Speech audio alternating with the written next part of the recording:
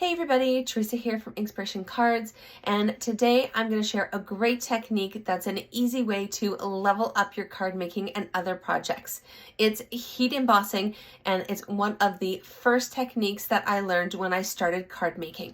So let me flip this around and I'll show you how to do it. So here's a sample of an image I've already heat embossed using silver embossing powder. This is one of the dragons from the Dragonfly Garden stamp set, and I actually need to heat emboss a few of these for my projects for On Stage coming up next month.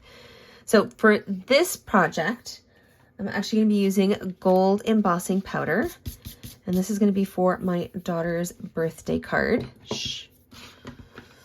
So to start, what you're going to want to do is you're going to grab your piece of cardstock and take your embossing buddy and rub that over the area where you're going to want to stamp your image for heat embossing. Okay, once you've done that, you're going to grab your stamp and ink it just like you would any other stamp, but instead you're going to use your Versamark ink. Okay, so just gently tap that on the ink pad.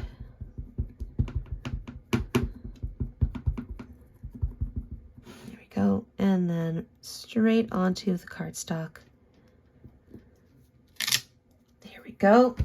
Nice sticky sound for sticky ink. That's what's going to help the embossing powder stay put.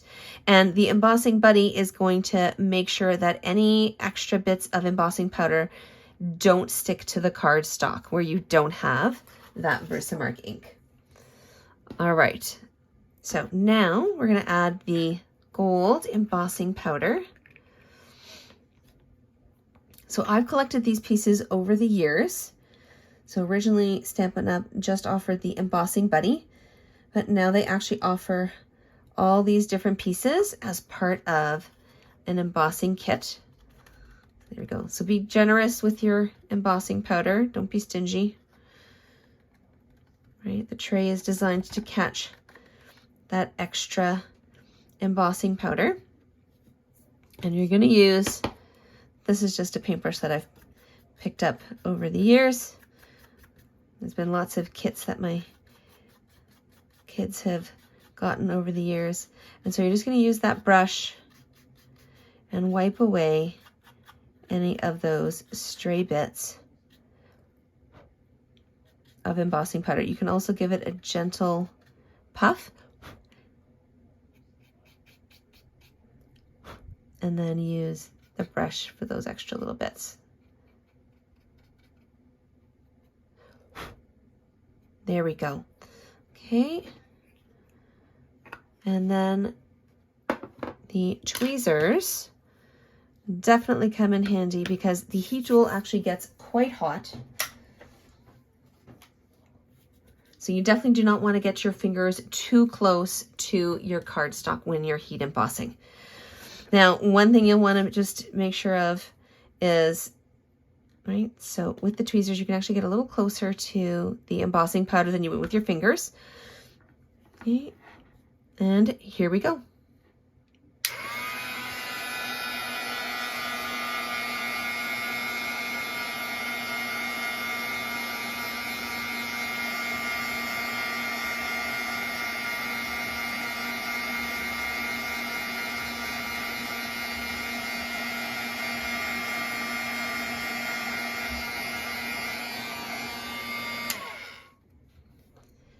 So there you go. So you can see how the embossing powder has become nice and solid and shiny.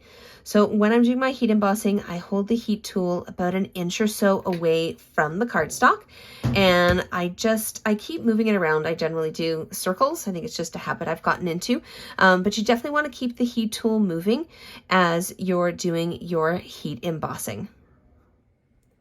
So there you go. I hope you enjoyed that video on heat embossing. Heat embossing is definitely one of those techniques that I go back to over and over again. It's a great way to level up your projects. If you have any questions about Stampin' Up! Or scrapbooking and paper crafting in general, I'm happy to answer any and all of your questions. So feel free to drop a comment below, or you can send me an email at inspirationwiththeresa@gmail.com. You can check out my projects on social, of course, if you like. You can find me at Inspiration Cards on both Facebook and Instagram. If you liked today's video, I would love it if you would give it a like and share it so that others can enjoy it too. And of course, don't forget to subscribe to my channel. See you soon.